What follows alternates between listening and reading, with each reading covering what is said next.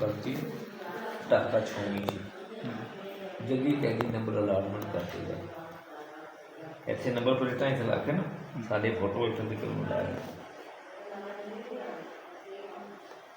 खैर उत्थे एक कैप्टन सी उन्हें सानू राशन इशू करता, राशन इशू हो गया, रोटी पका ली। ਤੁਹਾਡਾ ਕੈਬਿਨ ਨੰਬਰ ਕੀ ਸੀ? नंबर फिर नंबर जो ना जी उत्थे साडे इंडियन आर्मी वाले ने साडी गिनती शुरू करती भी चंगी कि जी किन्ने को इकट्ठे हो गए। उत्थे मेरा नंबर सी 44,924 44,924 ਇੱਥੋਂ ਤੱਕ ਸਾਡੇ ਫੋਟੋ ਉੱਥੇ ਲੈ ਲਿਆ ਜਿਹੜੇ ਉਹਨਾਂ ਆਗੇ ਕੋਲ ਮਹਫੂਜ਼ ਰੱਖੇ ਬਈ ਅਸੀਂ ਪਾਕਿਸਤਾਨ ਦੇ ਇੰਨੇ ਬੰਦੇ ਕਬੂਲ ਕੀਤੇ। ਉੱਥੋਂ ਸਾਡੀ ਵਾਰੀ ਆ ਗਈ, ਰੇਲਵੇ ਟ੍ਰੇਨ ਸਾਨੂੰ ਬਿਠਾ ਦਿੱਤਾ ਗਿਆ। ਅਸੀਂ ਨਾਰਾਇਣਗੰਜ ਗਏ, ਨਾਰਾਇਣਗੰਜ ਤੋਂ ਬਹਿਰੀ ਜਹਾਜ਼ 'ਚ ਬੈਠੇ, ਬਹਿਰੀ ਜਹਾਜ਼ ਤੋਂ ਸਾਰਾ ਦਿਨ ਬਹਿਰੀ ਜਹਾਜ਼ ਚੱਲਿਆ, ਸਾਰੀ ਰਾਤ ਬਹਿਰੀ ਜਹਾਜ਼ ਚੱਲਿਆ। ਫਰੀਦਕੋਟ ਪਹੁੰਚਣਾ ਸੀ ਅਸੀਂ। ਉੱਥੋਂ ਜਿੱਥੇ ਜਾ ਕੇ ਉਤਰ ਕੇ ਫਿਰ ਫਰੀਦਕੋਟ ਜਾਣਾ, ਰੇਲਵੇ ਸਟੇਸ਼ਨ 'ਤੇ ਪਹੁੰਚਣਾ ਸੀ। ਉੱਥੋਂ ਪੈਦਲ ਸਾਨੂੰ ਜਾਣਾ ਪਿਆ। ਉੱਥੇ ਸਾਡੀ ਆਰਮੀ ਦੇ ਜਵਾਨ ਜਿਹੜੇ ਨੇ ਉਹ ਸਾਡਾ ਰਾਸ਼ਨ ਪਾਣੀ ਉੱਥੇ ਪਕਾਉਂਦੇ ਸੀ। ਜੰਗੀ ਕੈਦੀਆਂ ਨੂੰ ਜਦੋਂ ਉਹਨਾਂ ਰੁਖਸਤ ਕਰਨਾ ਸੀ, ਇੰਡੀਆ ਨੂੰ ਰਵਾਨਾ ਕਰਨਾ ਸੀ। ਖੈਰ ਸਾਨੂੰ ਨਾ ਰੇਲਵੇ ਡੱਬਿਆਂ ਦੇ ਵਿੱਚ ਬਿਠਾਉਣਾ ਸ਼ੁਰੂ ਕਰਤਾ। ਰੇਲਵੇ ਡੱਬਿਆਂ 'ਚ ਬਹਿ ਕੇ ਅਸੀਂ ਰੋਟੀ ਖਾਧੀ। ਜਿਹੜੇ ਸਾਡੀ ਆਰਮੀ ਦੇ ਜਵਾਨਾਂ ਨੇ ਸਾਡੀ ਪਕਾਈ ਸੀ, ਸਾਨੂੰ ਪਾਈ ਸੀ। ਸਾਡੇ ਕੋਲ ਨਾ ਕੋਈ ਪਾਣੀ ਦਾ ਕੋਈ ਬੰਦੋਬਸਤ ਸੀ, ਨਾ ਕੋਈ ਰੋਟੀ ਸੀ। ਰਾਤ ਦੇ 10 ਵਜੇ ਫਰੀਦਕੋਟ ਰੇਲਵੇ ਸਟੇਸ਼ਨ ਤੋਂ ਸਾਡੀ ਗੱਡੀ ਰਵਾਨਾ ਹੋ ਗਈ ਇੰਡੀਆ। रेलवे ट्रेन के दरवाजे शीशे सारे सील करते गए थे। बाहर सानू सिर्फ इन्नी चीज़ पैंदी सी जिन्हें सानी असी हुए ने समझिया केड़ा स्टेशन आ गया, केड़ी जगह आ गई। लखनऊ, कानपुर वगैरह वगैरह राज स्टेशन आए। स्टेशन खाली होंगे सन, कोई बंदा नहीं सी उत्थे हुंदा। हाय हाय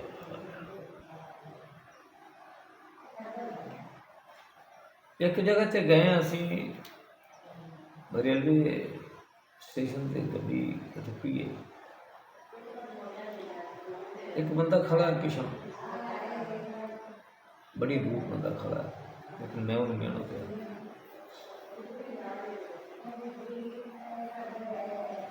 नाले तो वो अखा मारता गया।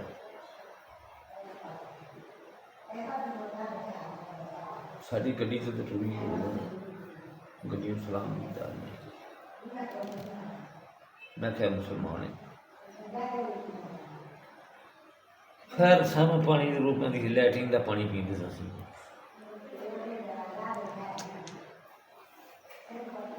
पूरा हिंदुस्तान क्रॉस करके राजस्थान पहुंचे।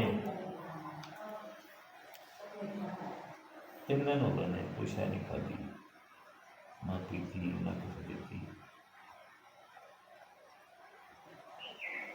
ग्वालियर स्टेशन पर जाके साड़ी रेल गड्डी खड़ी हुई थी, उतों थले उतरे पलटून वाइज अगर पैदल जो उन्होंने सू तोड़िया। उतों 5 मील साल पैदल जाना पाया सू चौनी।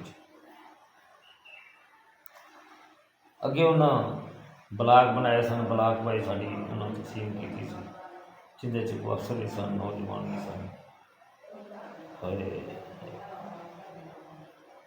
कैंप च गए हैं तो उत्थे पुराने दरख्त 2 खड़े ने, बोल का तो निम का। पुराने दरख्त 200 साल पुराने। उत्थे चले गए, उन्हें सानू दस्या गया तुहाडी यह कमरा है, तुहाडा यह कमरा है, तुहाडा 600 सही नहीं। एक वर्दी के जोड़े के सिवा और कोई साडे तन मन तो कोई शै नहीं, ते ना ही कोई साडा जांदियां नूं कोई रोटी का कोई बंदोबस्त हो सकिया। 3 दिन अगे हो जाओ कम सी, 3 दिन 4 दिन लगे। खैर ऐसा ऐसा राशन इशू हो गया, रोटी भी पक गई, सारा कुछ पक गया। पहला दिन गुजर गया, रात पहली गुजर गई। इस तरह रात ਨੂੰ ਉਹ ਤਾਲਾ ਮਾਰ ਦਿੰਦੇ ਸੀ ਬਾਹਰੋਂ ਕਮਰਿਆਂ ਨੂੰ।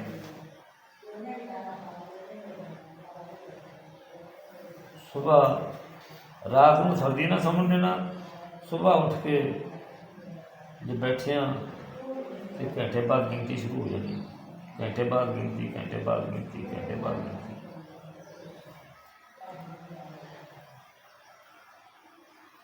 ਤਿੰਨ ਦਿਨ ਗੁਜ਼ਰ ਗਏ ਇਸ ਤਰ੍ਹਾਂ।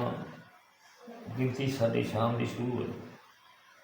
627 ਬੰਦੇ ਅਸੀਂ ਗਿਣਤੀ ਕਰਾਉਣ ਵਾਸਤੇ ਖੜ੍ਹੇ ਹਾਂ। ਸਾਡਾ ਇੱਕ BHM ਚੌਧਰੀ ਮੁਹੰਮਦ ਸ਼ਰੀਫ ਜਿਹੜਾ ਕਿ ਹੁਣ ਇੰਸਪੈਕਟਰ ਰਿਟਾਇਰ ਬਿਮਾਰ ਹੈ ਵਿਚਾਰਾ, ਮੰਜੀ 'ਤੇ ਬੈਠਾ ਹੈ।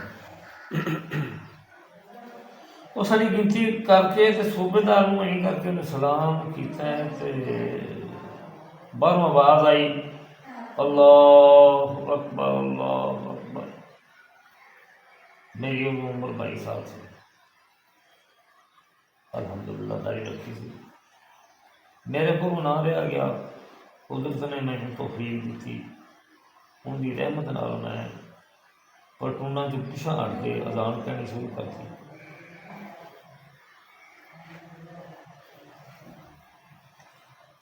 ਜਿਸਲੇ ਮੈਂ ਪਹੁੰਚਿਆ ਅਸ਼ਹਦੁ ਅੰਨਾ ਮੁਹੰਮਦ ਰਸੂਲੁੱਲਾਹ, ਸੂਬੇਦਾਰ ਇੰਡੀਅਨ ਆਰਮੀ ਦਾ ਜਿਹੜਾ ਸੀ ਸਾਡੀ ਗਿਣਤੀ ਕਰਦਾ ਸੀ ਪਿਆ, ਉਹਨੇ ਆਵਾਜ਼ ਦਿੱਤੀ, ਉਹ ਮੌਲੀ ਮੌਲੀ ਮੌਲੀ ਮੌਲੀ, ਤੂੰ ਵੀ ਰੌਲਾ ਪਾਉਣਾ ਸ਼ੁਰੂ ਕਰਤਾ। ਮੈਂ ਅਜ਼ਾਨ ਦੇਣੀ ਸੀ ਅਤੇ ਸਾਡੇ ਬੰਦਿਆਂ ਨੇ ਇੱਕ ਇੱਕ ਕਸੋਟੀ ਮਾਰਿਆ ਉਹ। ਮੇਰੇ ਅਜ਼ਾਨ ਦਿੰਦਾ ਜੇਕਰ ਉਹਦੀ ਲਾਸ਼ ਗਾਇਬ ਸੀ।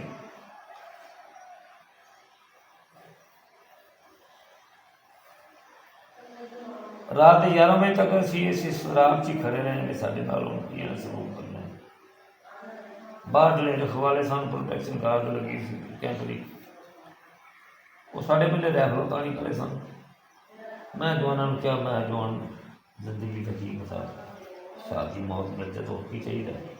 ਮੈਂ ਜਿੱਧਰੋਂ ਇੱਕ ਗੋਲੀ ਚੱਲੇ ਤਾਂ ਸਾਰੇ ਪੈ ਜਾਓ, ਰੈਫਲਾਂ ਖੋਲ੍ਹੋ ਇਹਨਾਂ ਦੀਆਂ। ਖੈਰ ਰਾਤ ਦੇ 11 ਵਜੇ UNO ਦੇ ਅਫਸਰ ਆਏ, ਨਾਲ ਇੰਡੀਅਨ ਆਰਮੀ ਦੇ ਅਫਸਰ ਆਏ।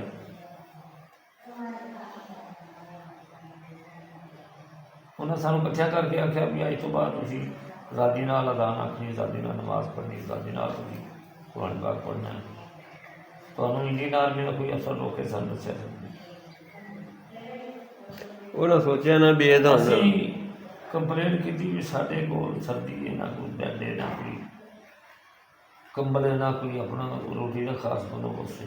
ਉਹਨਾਂ ਆਖਿਆ ਸਾਰਾ ਕੁਛ ਹੋ ਜਾਏਗਾ। ਉੱਥੇ ਜ਼ਿੰਦਗੀ ਦੇ ਦਿਨ ਗੁਜ਼ਰਦੇ ਗਏ। 2.25 ਸਾਲ ਦਾ ਅਰਸਾ ਅਸੀਂ ਗੁਜ਼ਾਰਿਆ ਉੱਥੇ। ਆਜ਼ਾਦੀ ਨਾਲ ਅਜ਼ਾਨ ਦਿੱਤੀ, ਆਜ਼ਾਦੀ ਨਾਲ ਨਮਾਜ਼ ਪੜ੍ਹੀ, ਆਜ਼ਾਦੀ ਨਾਲ ਹੀ ਜੁਮਾ ਪੜ੍ਹਿਆ। ਰਾਸ਼ਨ ਸਾਨੂੰ ਜਿਹੜਾ ਹਫ਼ਤੇ ਦਾ ਮਿਲਣਾ ਉਹ ਅਸੀਂ 5 ਦਿਨਾਂ 'ਚ ਖਤਮ ਕਰ ਦੇਣਾ, 2 ਦਿਨ ਫਿਰ ਭੁੱਖ ਆ ਜਾਣਾ।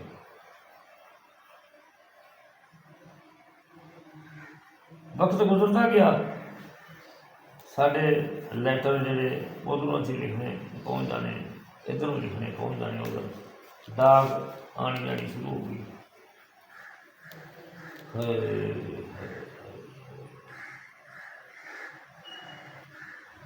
ਬਿਮਾਰੀਆਂ ਵੀ ਸ਼ੁਰੂ ਹੋ ਗਈਆਂ, ਖਾਰਸ਼ ਦੀ ਬਿਮਾਰੀ ਸ਼ੁਰੂ ਹੋ ਗਈ। ਲੇਕਿਨ ਸਾਡਾ ਜਿਹੜੇ ਇੰਡੀਅਨ ਆਰਮੀ ਦੇ ਮੈਡੀਕਲ ਅਫਸਰ ਸਨ, ਬੜੀ ਕੇਅਰ ਨਾਲ ਇਲਾਜ ਨਾ ਕੀਤਾ। ਚਾਵਲਾਂ ਦੇ ਬਾਰੇ ਦੱਸੋ। ਹਾਂ, ਯਾਦ ਆ ਗਿਆ ਮੈਨੂੰ, ਸਾਡੀ ਨਕਸ ਖੁਰਾਕ ਜਿਹੜੀ ਸਾਨੂੰ ਦਿੱਤੀ ਜਾ ਰਹੀ ਸੀ ਨਾ, 2.25 ਸਾਲ ਪੂਰੇ ਹਰ ਦੀ ਦਾਲ ਜਿਹੜੀ ਕਿ ਉਸ ਇਲਾਕੇ ਦੀ ਮਜ਼ਬੂਤ ਫਸਲ ਸੀ, ਉਹ ਦਿੱਤੀ ਗਈ। ਅਤੇ ਚਾਵਲਾਂ ਦੇ ਵਿੱਚ ਚੂਨਾ ਕੱਚ ਮਿਲਿਆ ਉਹ ਦਿੱਤਾ ਗਿਆ। ਉਹ ਅਸੀਂ ਅੱਲਾ ਦੀ ਰਹਿਮਤ ਨਾਲ, ਅੱਲਾ ਨੇ ਸਾਨੂੰ ਕੋਈ ਤਰਕੀਬ ਦੱਸੀ, ਅਸੀਂ ਉਹ ਛਾਣ ਲੈਣਾ, ਉਹ ਭੱਠੀ ਦੇ 'ਚ ਅੱਗ ਵਾਲੀ ਭੱਠੀ 'ਚ ਸਾੜ ਦੇਣਾ ਸੁਬਾਹ ਤੱਕ। ਉਸੇ ਤਰ੍ਹਾਂ ਜਾਲੀ ਜਿਹੜੀ ਨੂੰ ਲਾ ਦੇਣੀ, ਫਿਰ ਉਸੇ ਥਾਂ 'ਤੇ ਰਿਸ਼ਤੇਦਾਰੀ ਖੇਡ ਡੈਰ ਦੇ ਵਿੱਚੋਂ ਸਵਾ 2 ਸਾਲ ਦਾ ਅਰਸਾ ਗੁਜ਼ਰ ਗਿਆ। ਸਾਡੀ ਜਦੋਂ ਵਾਪਸੀ ਹੋਣੀ ਸੀ ਉਦੋਂ ਸਾਡੇ ਕੈਂਪ ਦਾ ਜਿਹੜਾ ਇੰਚਾਰਜ ਸੀ ਉਹ ਅੱਛਾ ਇਨਸਾਨ ਸੀ। ਅੱਲਾ ਨੂੰ ਹਦਾਇਤ ਦੇ ਦੇ ਅਗਰ ਦਿੰਦਾ ਹੈ ਖੋਤ ਹੋ ਗਿਆ ਤਾਂ ਫਿਰ ਇਨਸਾਨੀਅਤ ਦੇ ਤਕਾਜ਼ੇ ਨਾਲ ਅੱਲਾ ਪਾਕ ਉਹਨੂੰ ਸਲੂਕ ਕਰੇ। ਛੁੱਟੀ ਚਲਾ ਗਿਆ ਉਹਨੂੰ ਨਹੀਂ ਸੀ ਪਤਾ ਹੈਗਾ ਵੀ ਇਹਨਾਂ ਦੀ ਵਾਰੀ ਆ ਜਾਣੀ ਹੈ, ਵਾਪਸ ਵਤਨ ਜਾਣਾ। ਅਸੀਂ ਤਿਆਰ ਹੋਏ ਬੈਠੇ ਹਾਂ, ਬਿਲਕੁਲ ਬੋਰੀਏ ਦੀ ਸ਼ਰਾਬ ਦਾ ਬੰਨੀ ਬੈਠੇ ਹਾਂ ਅਤੇ ਉੱਧਰੋਂ ਉਹ ਵੀ ਆ ਗਿਆ ਅਤੇ ਆਣੇ ਨਾਲ ਉਹਨੇ ਸਾਡੇ ਚਿਹਰੇ ਪੜੇ। ਉਹਨੇ ਆਖਿਆ ਵੀ ਕਿੰਨੇ ਦਿਨ ਹੋ ਗਏ ਨੇ ਰੋਟੀ ਨਹੀਂ ਖਾਧੀ।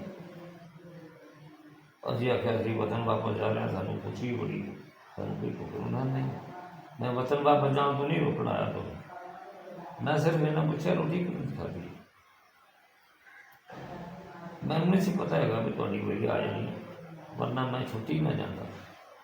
ਇਹਦਾ ਅੱਛਾ ਇਨਸਾਨ 6 ਘੰਟੇ ਉਹਨੇ ਰੇਲ ਗੱਡੀ ਜਿਹੜੀ ਰੋਕ ਦਿੱਤੀ। ਰਾਸ਼ਨ ਡਰਾ ਕਰਾ ਕੇ, ਰੋਟੀ ਪਕਵਾ ਕੇ, ਦਾਲ ਜਾਂ ਸਬਜ਼ੀ ਜਿਹੜੀ ਸ਼ਾਇਦ ਸੀ ਪਕਵਾ ਕੇ ਖਵਾ ਕੇ ਹਰ ਬੰਦੇ ਕੋਲ ਮਾਫੀ ਮੰਗੀ। यार माफ कर दे।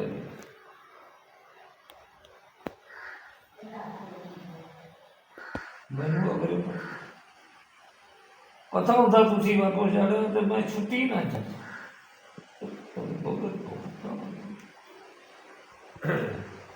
और तो फौजी गड्डिया च बैठ गया, स्टेशन तक पहुँच गया, ग्वालियर स्टेशन डब्बे में बैठ गया। सफर शुरू हो गया। अगर जाके एक बड़ा बड़ा जंक्शन आता है इंडिया का, उस जगह पर साड़ी फौज के बंदे जोड़े सन फैगी वो साढ़े राशन का बंदोबस्त मैं किया हुआ सी। रोटी 10 बजे दिन साड़ी रोटी जी ना वो सानू दी गई। हर गड्डी के डब्बे च रोटी बैठे जवानों को दी गई। रोटी खत्म हो गई है, खा रही है रोटी।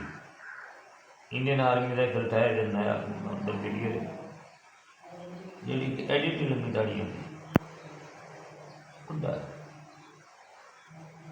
उन्हें हर डब्बे जाके माफ़ी मंगी। कबीरो भराओ साढ़े को जाती हुई माफ़ी दे। कौन माफ़ी मांगता है? रात सफर चला गया। दूसरे दिन असी दिल्ली स्टेशन से आ गए हैं, स्टेशन कर लिए। इस तरह दरवाजे साढ़े खुले ने, कोई मतलब पाबंदी नहीं, लेकिन बदो बरी जो है साढ़े दिल्ली स्टेशन से उतर के पानी के जो रेलवे स्टेशन के पानी नाल होंगे ना, वो छड़ के उत्थे नहाते फिरो। फिर उन्होंने इंडियन आर्मी नाल जवान जो नाल सन उन्हें आख्या भी एवं तो तुहानूं डर करके मारेगा, सारी रोटी इंडक्शन की तुहाडे नाल विच लो। गड्डी फिर तुर पई। रात फिर साड़ी लग गई। अमृतसर स्टेशन पर आ गए। उतों असी 5 मील पैदल ला के बार्डर तक करना सी। वो मिनटा च 5 मील हो गया। आदि 7 मील से आके सजदा किया, अल्लाह से गुणगान किया जी आपके तक पहुँच गए। साढ़े आर्मी के जवानों ने सानू हौसला दिता, घबराओ ना, असीं बदला जरूर लवांगे। कैंप च आ गए। कैंप जो बड़े सन जमी के उत्थे आके सानू ना टीके टूके लाए ने। साडी वर्दी के उत्ते लिखिया सी इत्थे क्रॉस ला के PW, ठीक है, जमी के कन्ना के मगर भी लिखिया सी, सीने भी लिखिया।